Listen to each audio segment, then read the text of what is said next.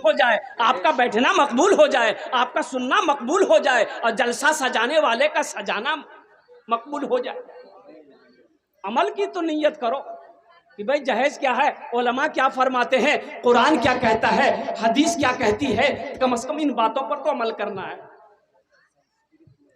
इसी में अगर आपकी इजाजत हो तो जहेज के ऊपर मैं कुछ अशार में आपकी समातों के हवाले कर दूं, सुनेंगे इंशाअल्लाह। रहिए किसी भी हाल में चर्चा न कीजिए।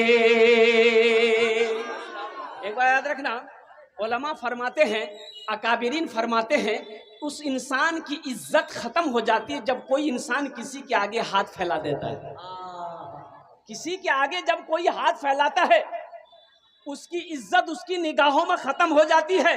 हम 1 लाख रुपए समधी से लिए, 1.5 लाख रुपए समधी से लिए, तो आप क्या समझते हैं मेरी इज्जत समधी की निगाह में बरकरार है? अरे नहीं नहीं, आप कभी समधी के यहाँ जाओगे तो वो दिल जमी के साथ हंसी खुशी आपका इस्तकबाल नहीं करेगा, वो तो मजबूरी में लाजे लिहाजे करेगा और दिले दिल बोलेगा यही कमीना है कर्जा में डुबाया। बोला बात सही है गलत है? बोला एक स्टेज से तकरीर करके नीचे उतरे दिल बाबू, वहाँ तनवीर ज़की साहब और हमारे जितने भी उलमा बैठे हैं माशाल्लाह, नौजवानों खुशनसीब हो कि ऐसे ऐसे चेहरे आपके सामने बैठे हैं कि जिनके चेहरे को देखो तो अल्लाह सवाब अता फरमाता है। सुभान अल्लाह। बोला ये वो नूरानी काफिला है उलमा की जमात जिनके चेहरे को देखना भी सवाब है। माँ बाप के चेहरे को देखना सवाब, कुरान देखना सवाब, खाने काबा को देखना सवाब, उलमा के चेहरे को देखना भी सवाब। बैठे रहो, नजरें इधर जमी रहे। तो नौजवान ने कहा कि हजरत 1 मिनट रुकिए। हमने कहा बोलो। बोला अभी तकरीर की आप कि माँ बाप के कदम के नीचे जन्नत है। हमने कहा कि हाँ, हुजूर ने फरमाया है कि माँ के कदमों के नीचे जन्नत है और बाप जन्नत का दरवाजा में से सबसे बड़ा दरवाजा बाप है। कागने वो बात तो समझो में भी गलो छो, लेकिन पूछना ये छे हमर कि माँ बाप के कदम के नीचे जन्नत है, सास ससुर के कदम के नीचे कुछ है कि नहीं है? आप लोग नहीं बोलते हैं। हाँ, हमने कहा बेटा बिहार में लो जगह, बोला नहीं। मतलब ठीक है, कुछ है। सास ससुर के कदम के नीचे भी कुछ है तो बड़ा खुश हुआ, बोला जल्दी बोलिए क्या है? हम बोले थपाची गाड़ी है, वॉशिंग मशीन है, कूलर है, पंखा है, बर्तन है, झाड़ू है, लोहिया है। हाँ इंशाल्लाह।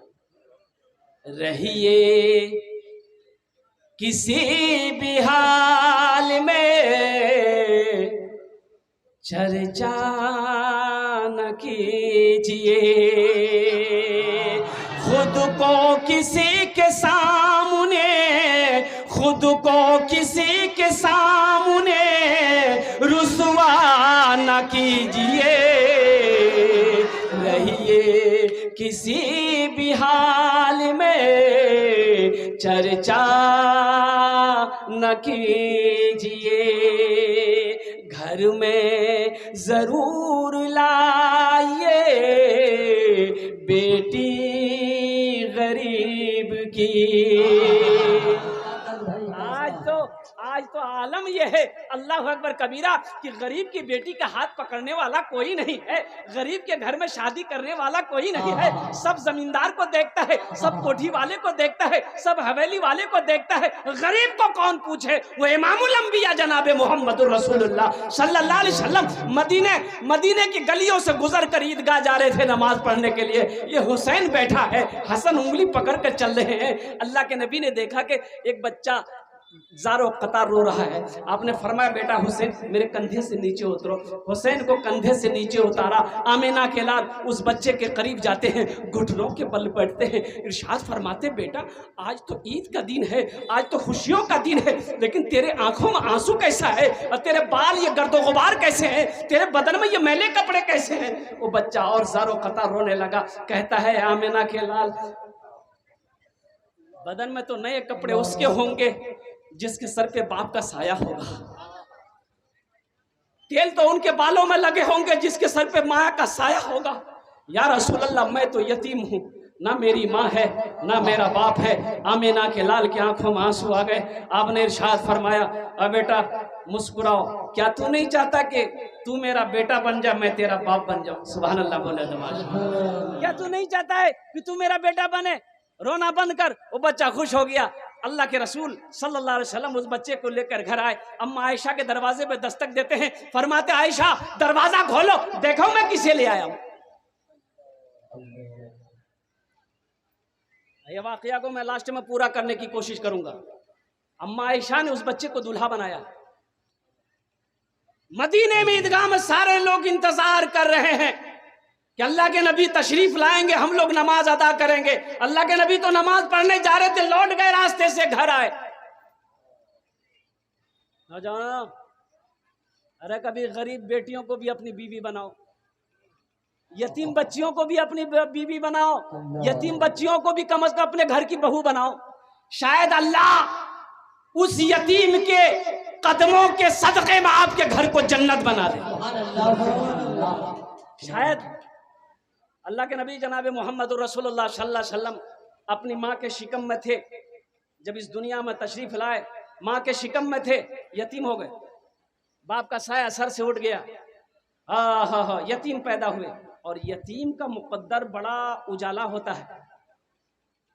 एक बात याद रखिएगा, हदीस में है कि मोहल्ले में अगर कोई यतीम, कोई घर में यतीम है, अगर उस यतीम के साथ अच्छा सलूक हो रहा है तो अल्लाह के नबी इरशाद फरमाते हैं कि उस मोहल्ले में उससे बेहतर खूबसूरत घर कोई नहीं। जिस घर में यतीम के साथ अच्छा सलूक हो और जिस घर में यतीम हो उसके साथ अच्छा सलूक ना किया जाता हो तो वो घर सबसे बुरा घर है उस मोहल्ले के अंदर। यतीम का बड़ा मकाम है।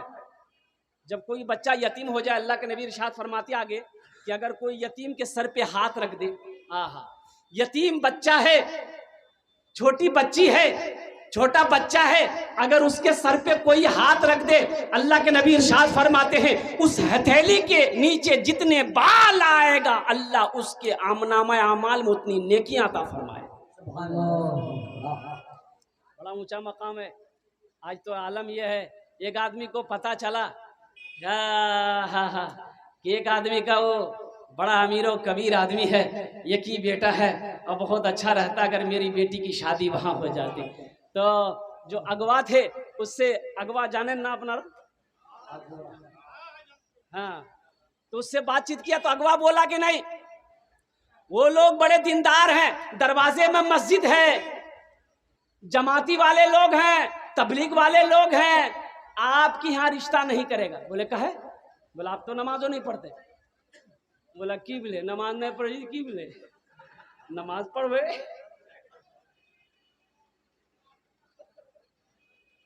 गया धमदा इतना मसल्ला खरीद के लाए, घर में नमाज और सारे में नमाज, अंगन में नमाज।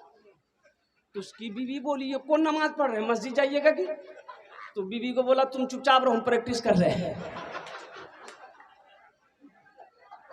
तुम चुपचाप रहो, हम प्रैक्टिस कर रहे हैं। 2 दिन प्रैक्टिस किया, अगवा को साथ लिया, बेटी वाले के, लड़का वाला के यहाँ जाके पहुंचा। रात हो गई, बोला क्या बात, कहाँ से आए? बोला फला बस्ती से आए। ठीक है, खाना पीना खाइए, सोइए, कल सुबह नाश्ते के बाद गुफ्तगू करेंगे।